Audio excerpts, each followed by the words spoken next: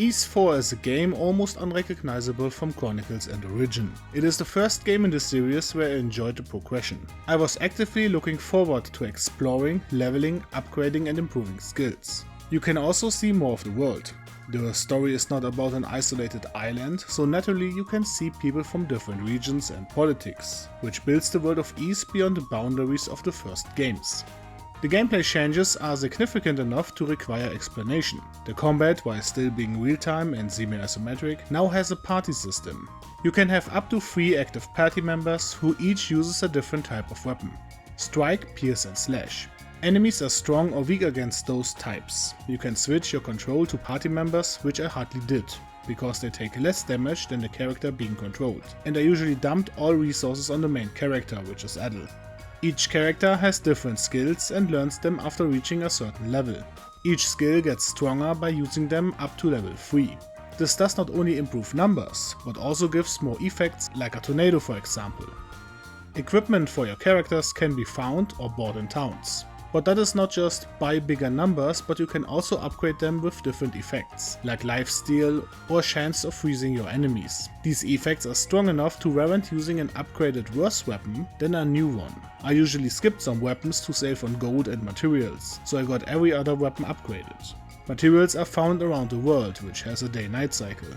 Somewhat. Some blazed have it and some don't, which does not really make sense. And the day-night cycle does so little that I could have left it out, but it's not damaging to the game. Those materials can not only be used for weapon upgrades, but also to craft accessories, which can give you immunities, improves the item drop rate, or lets your skills level faster. So guess what I had equipped from start to finish. Exploring is made better as well. Because you want materials, money or new items, you now have a solid reason to look for those in different places. You also get rewarded for exploring percentages of the map. It is also not a linear path. There are areas with stronger monsters who act as gatekeepers. You can explore them and even kill these enemies, which I did with Gouda, Gorgonzola and Cheddar. I know some people don't like using unfair tactics for combat, but fighting against overwhelmingly powerful enemies and winning against them with a cunning use of gameplay mechanics is fun for me. The exploration is improved by side quests. Those are never a narrative masterpiece, but I use quirkiness to force a smile upon my face and give more importance to the exploration, which earns them their place. You can get side quests by talking to people, but also by using the billboard in each town, which directs you to each quest giver. I cannot help myself from commenting on such things, but does anybody else find it weird that in medieval fantasy worlds, the literacy rate is higher than in our own? I think in Witcher 3 there was a group of 6 bandits or so in the middle of nowhere, who wrote orders to each other. I worked with 17 people in my old workplace and we rarely wrote instructions, yet here in Ys there are so many people with the ability to write that I have a billboard. I still really like the mechanic, but view it more as a necessary gameplay piece. Not everything is sunshine. There are mechanics that would improve the game if they just remove them without replacement. Each character has a special ability while exploring. One of them can pick locks, another can destroy obstacles and another throw knives to bring down hanging objects. This may sound initially smart. You have a way to interact with the world and each character gets important. The problem is that the solution to all obstacles is tedium. You never have to choose which characters to take with you because you can change them on the spot. You also only once encounter an obstacle before you get the respective character for that obstacle. So after some time you will have access to all characters, so all you have to do is open your menu, change your character, use his ability and then switch again. It just interrupts the gameplay flow instead of providing any meaningful challenge. An argument for this mechanic could be the atmosphere, or character involvement. Each character can feel unique because he or she is needed for the whole game, but these puzzles look so outlandish ridiculous that it fails as a narrative construct. Destroying a wall with a spear or freezing a vent that probably shoots out air at 500 degrees Celsius is not realistic, but hilarious. Overall I think Celceta is yet an improvement again, so let's go into the story to see if it's also a step up. The story starts with a narrator telling us about Adel Christen's adventure logs. Adel left a lot of books behind, and one in particular does show a bit how Adel came to be known as an adventurer. The story about the great forest of Celceta.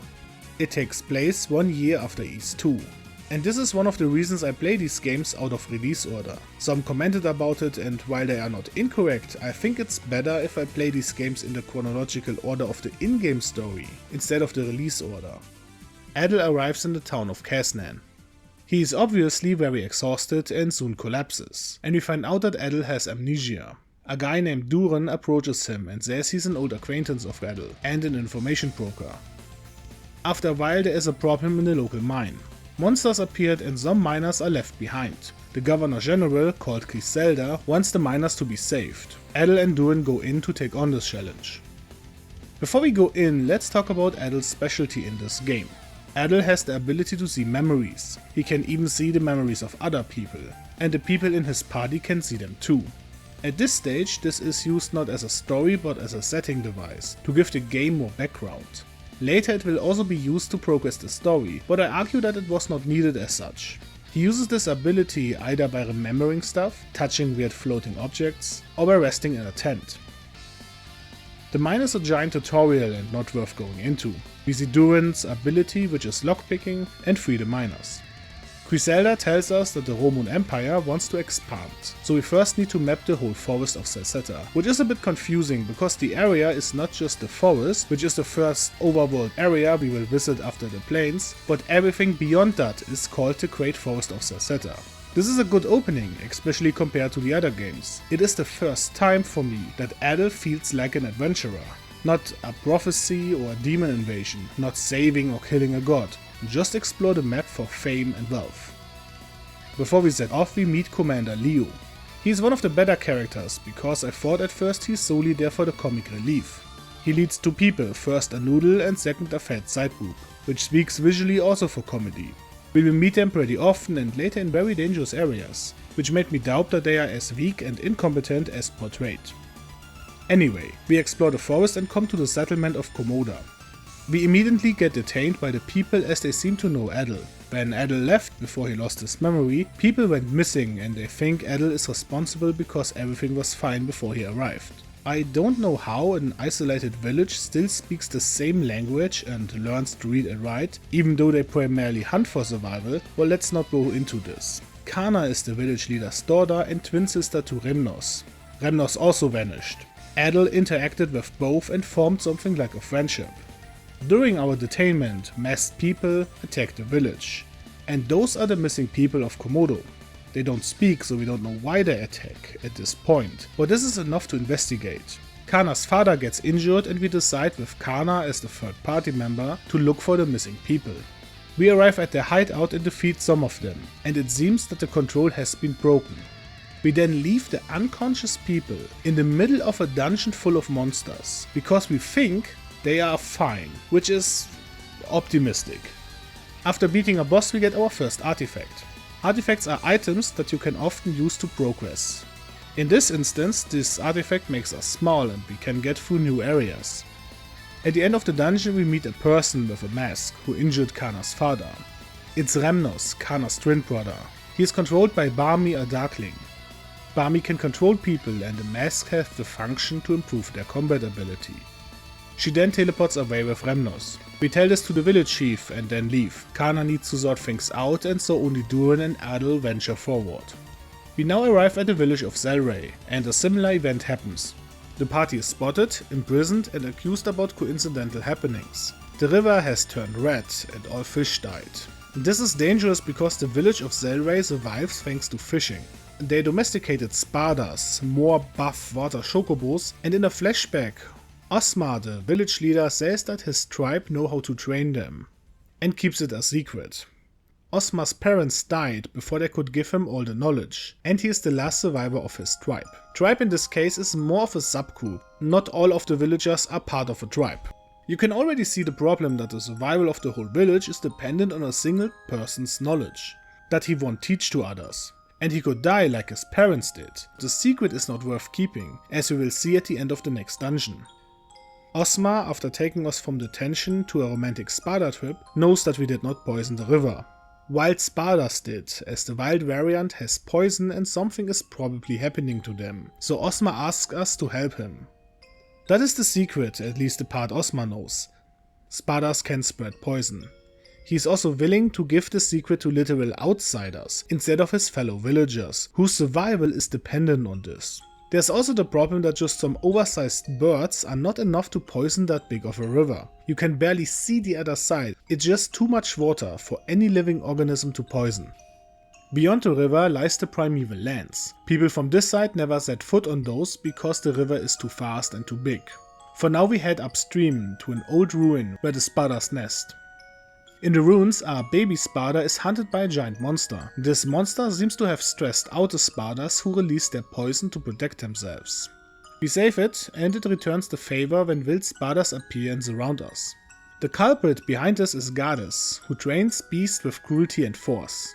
He, like Barmy, is a Darkling. He then teleports away and we return to Selray.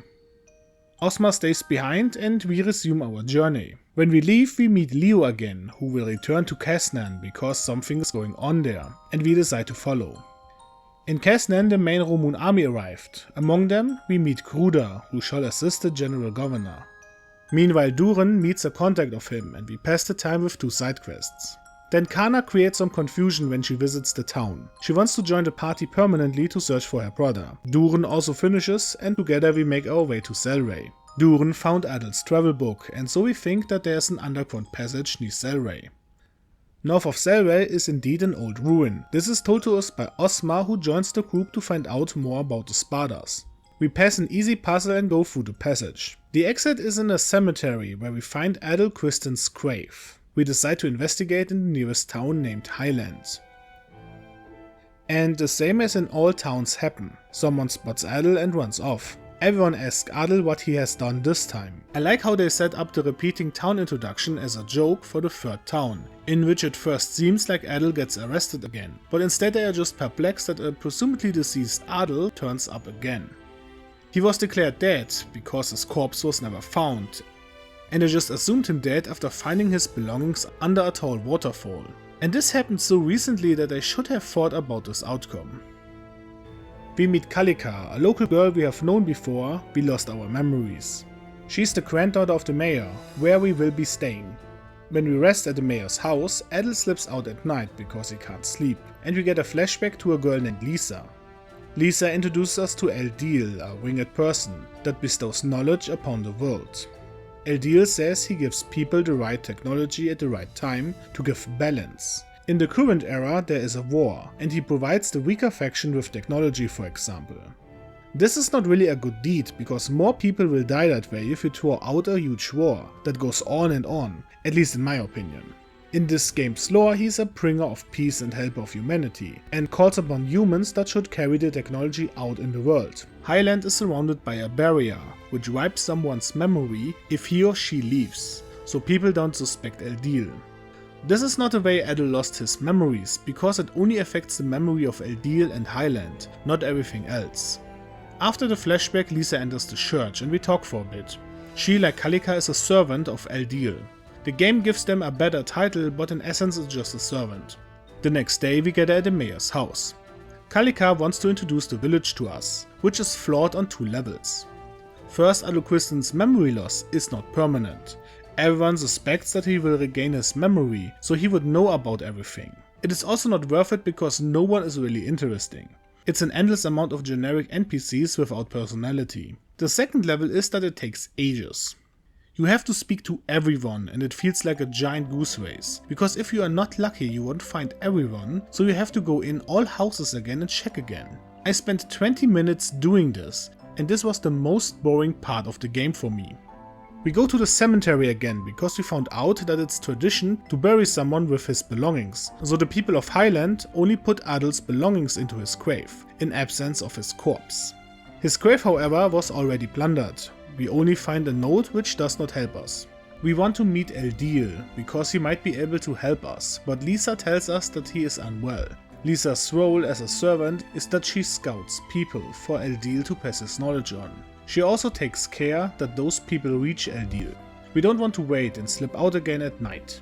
We come to a field where a permanent thunderstorm is raging. We were informed that everyone who approaches the tower is killed by lightning. My initial thought was that we have to find another way, because advancing through a magical thunderstorm sounds both unviable as well as dangerous, but no.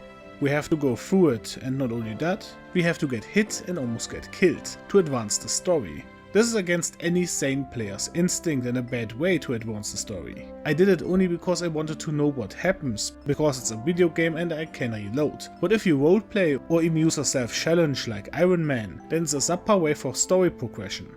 Imagine you are getting told that you die when you jump into a volcano, which does not sound too far-fetched, and then the only way forward is to jump into a volcano. For example, I also play pen and paper RPGs.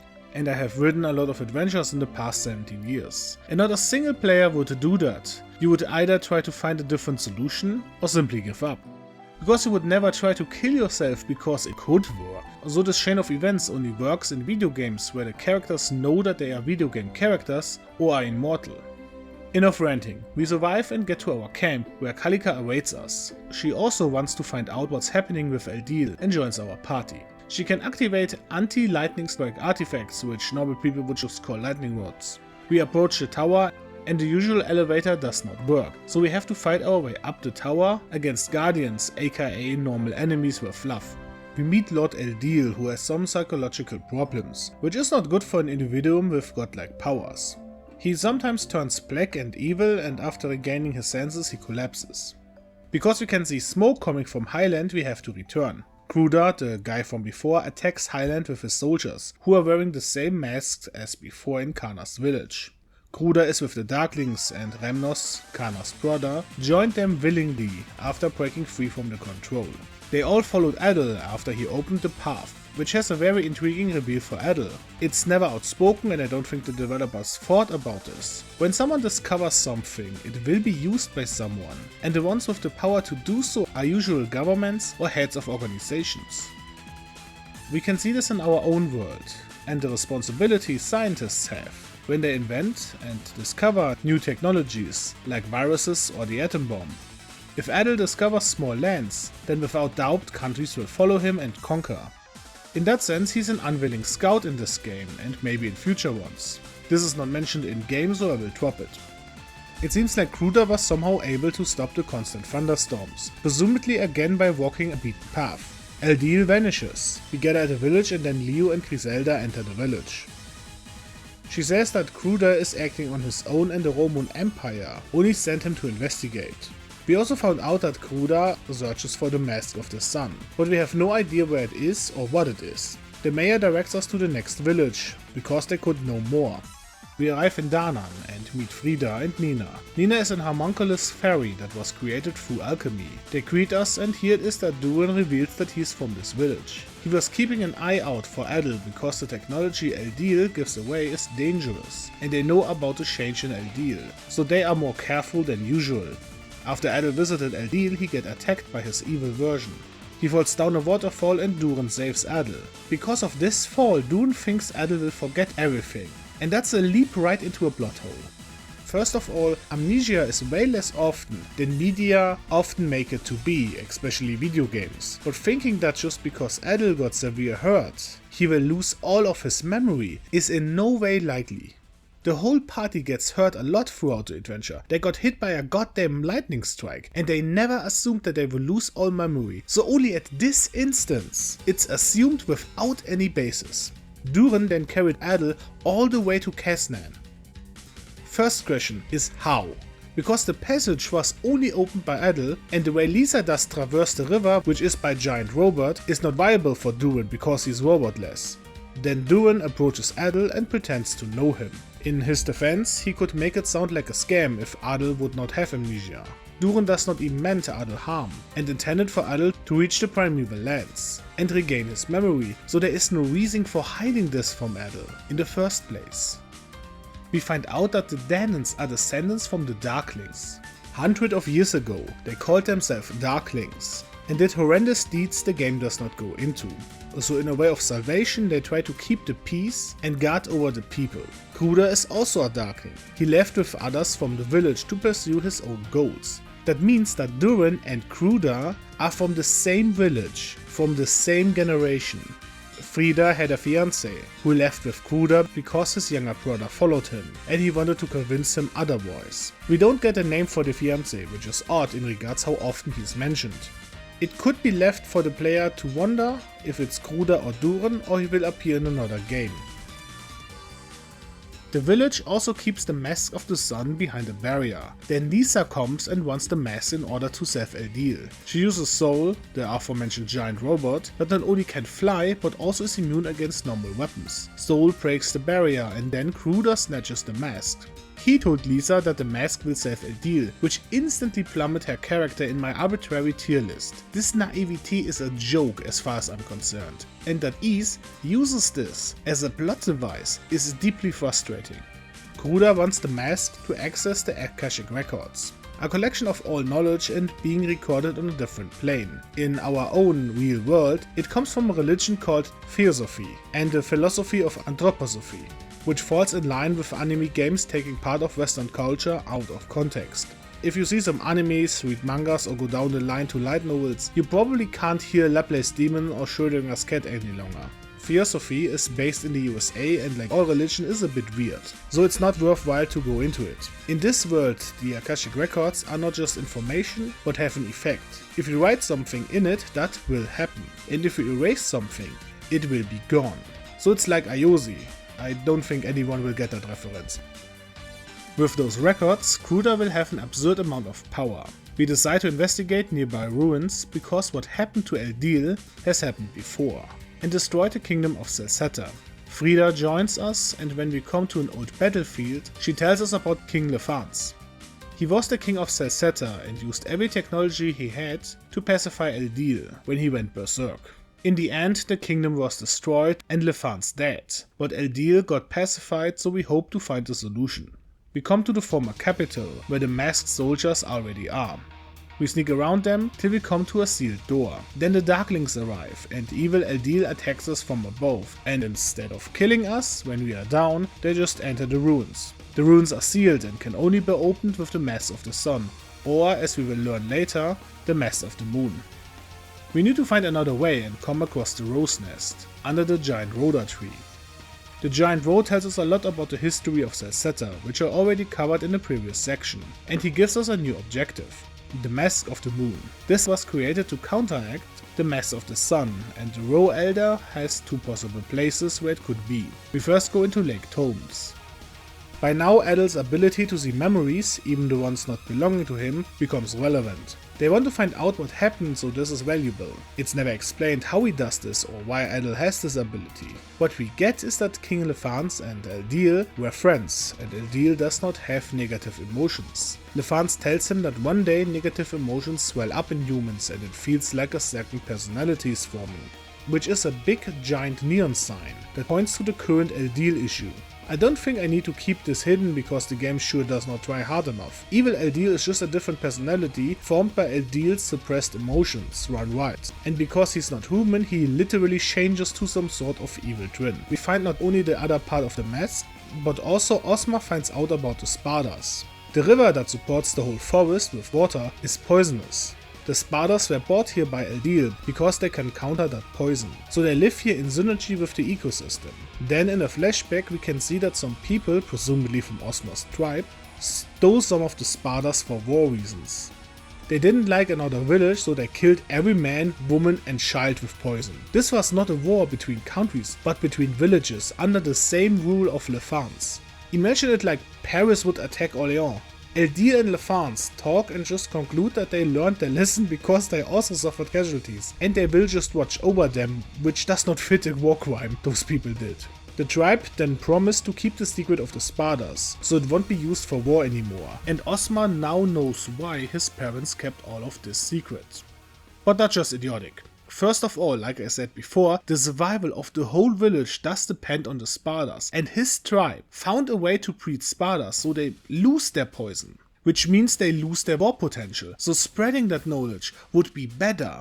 Also, the secret is open, all it takes is one person observing the Spadars for a day for the secret to be out. It's just simple luck that no one did until now. Remember that Ozma's tribe also kidnapped wild Spadars and domesticated them without prior knowledge, and were able to attack another village with them, so it's not impossible, maybe even easy for this to happen again.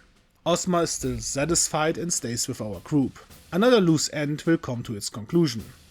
Goddess makes his entrance, transforms with the help of a mask and is easily disposed by us. We then take one half of the mask and go to the next location.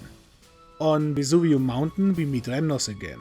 He is still on our side, which was foreseeable by both the player and as it seems the enemy, because Barmy left a spell on his mask, which kills him for his betrayal. While Leo protects Remnos, we rush to the end to kill Barmy to save Remnos. We also get the other half of the mask and now we need to combine it. Remnos still needs to heal, so Leo brought him to the Rose Nest. We go there to talk with the Elder Ro.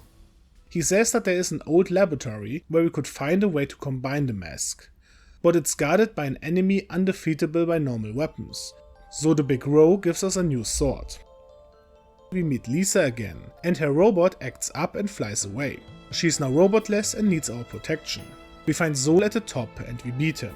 He was possessed by the ghost of Lefans, the old king who not only repairs the mask, but also gives us direction up to the very end. With the mask we can now enter the sealed temple. There is no dungeon attached immediately, instead we fight Eldil. And when no one watches, Kruda snatches the mask of the sun. Before we follow him, let's talk about the goals of both antagonists. White Eldil wants to help humanity by carefully distributing technology, while Black Eldil does not just kill for the fun. He wants to challenge humans. He knows some may die, but the rest will rebuild society better. This is not so far-fetched. If we didn't have 2 world wars in our own history, the current population would not have a strong opinion for peace and many technologies would have not been developed. War is the mother of all media comes to mind. The thing is that there is a line. At one point humanity might not be able to come out stronger. It also has the strong ethical problem of killing millions, which is easy to decide if you are not part of this rule. Making such a decision on a just basis would require the veil of ignorance, which is hard, maybe impossible to incorporate in decision making. Kruda also wants to challenge humanity, but he phrases it more like a trial. It's more like Kruda believes that living sentient beings need to be tested to earn their right to live, which is not helping, just controlling, and shows a clear god complex. Kruda enters the Isis, the plane where the Akashic records can be altered. We of course follow to beat him. There are 3 mini dungeons we have to beat, and then Kruda at the end. We were still too late and he did something to the Akashic records and the plane is collapsing. We do escape and back on the real world, the shaking does not stop. We need to destroy the masks of the sun, because then the Akashic records can no longer interact with the normal world. The only way is to throw them into a volcano. It's funny because this is not only the solution in Lord of the Rings, but also has the same problems, maybe even more. When we climb the volcano, all our companions, along with Remnos and Leo, will stay behind and keep the enemy shadows in check. Those are summoned by Kruda as some sort of spirit. At one point, Lisa comes with Sol and keeps the enemy at bay, so we can climb the mountain. Sol, the flying robot. The robot that did transport you in the past to Eldil. In Lord of the Rings case, there's the excuse that Sauron might have killed the eagles, but there's nothing keeping Lisa from flying Adel to the volcano. We could excuse this with them being in panic. I also did stupid things in the past when a decision had to be made quick, but I think that's too forgiving. But dwelling on this won't get us anywhere, so let's drop this. We have a one-on-one with Kruda's ghost or shadow something. And then we throw the mask into the volcano and get rescued by Lisa. She's flying with Sol. As the robot plot hole did do damage to the story, what comes next repairs the damage, to a degree at least. During the game we get many flashbacks from Adel's childhood. How adventurous he was and how he grows up and finally leaves the village to go on adventures. Now at the end we get one last flashback. Eldil wanted to give us maps to unknown shores and Adel declined, because he wants to explore them himself. Eldil then at least wants to give something to Adel and bestows upon him the title of adventurer. If we remember that at the beginning the narrator said that this story is about what happened before Adel became an adventurer. I, and I want to believe many others, thought it meant the flashbacks from Adel's childhood, but it refers to Eldil giving us this title. I like the fake trail I got on throughout the game. And this is the story of how Adel Gristom came to be known as an adventurer. Besides the dips it took, I still like the story. It finally started world building, there are even references to Esteria, In flashbacks we see Dogi talking about Dr. Flare. It seems that Adel came to the forest with Dogi and then they separated for a short while, when Dogi needs to escort Flare back to Ys. In my tier list of the games, Celceta is now at place 1, above Origin, then Ys 2, then 1. The next game will be Ys 3, but I want to explain why I don't cover Ys 5. Ys 5 has never been officially released outside of Japan, but there are fan translations along with emulators to play it. But this creates 3 concerns. First of all, I don't know how YouTube treats emulating games and I don't want to get in legal trouble for this. Then I also don't know how good the fan translation is. Japanese fan translations are in my experience very mixed. The infamous line, "Aki fucks like a tiger" comes instantly to mind. And lastly, even the developers don't seem to give Ys 5 much importance, as they made remakes for almost all Ys titles but never for 5. With this I'm off. If you like this video, you could subscribe or leave a comment. Farewell.